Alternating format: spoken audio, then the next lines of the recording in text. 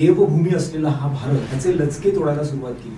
सुरुवातीलाच मला तुम्हाला हे विचारायचं की शिवाजी महाराजांचा स्वराज्य संकल्पनेचा जो हेतू होता तो नेमका काय होता? तो राजकीय होता की समाजाला एकत्र आणण्याचा पुढाकार होता? पहिले म्हणजे छत्रपती शिवाजी महाराज आपण जेव्हा म्हणतो तेव्हा अखंड भारतामध्ये एक राष्ट्रीयत्वाची भावना प्रत्येकामध्ये निर्माण करणारे एक महापुरुष या महाराष्ट्राच्या मातीमध्ये जन्माला आले आणि त्यांनी अखंडपणे प्रत्येकाच्या मनामध्ये ती स्वत्वाची भावना निर्माण केली आणि म्हणून हे स्वराज्य घडले. अनेक आक्रमक इथे आक्रमण करत आहेत. शिवाजी महाराजांच्या अगोदरचा कालखंड जर पाहिला जवळजवळ 350 वर्ष भारतावरती अनेक वेगवेगळ्या आक्रमकांनी आक्रमण केलं. देवभूमी असलेला हा भारत त्याचे लचके तोडायला सुरुवात केली. हे तोडत असताना इकडची भूमी पदाक्रांत करून ही मलिन करणं, इकडच्या सगळ्या मंडळींना गुलाम बनवणं, इकडचे जे काही राजे महाराजे होते ते ह्या सगळ्या इस्लामिक सत्ताधीशांचे मांडलिक झाले. इथे स्वत्वाची भावनाच हरवलेली. शिवाजी महाराजांचा याच प्रतिकूल परिस्थितीमध्ये जन्म आहे आणि आता ह्या हवालदिल झालेल्या प्रत्येक समाजाला त्याला आपलंसं करायचंय आणि त्याच्यामध्ये स्वराज्याचं बीजारोपण करणं गरजेचं आहे. म्हणून आपल्याला कार्य केलं. मग ही स्वत्वाची म्हणून राज्य म्हटलं त्याला स्वत्वाची भावना जर जोडली जाते तेव्हा ते स्वराज्य होतं. शिवाजी महाराजांनी हे केलं.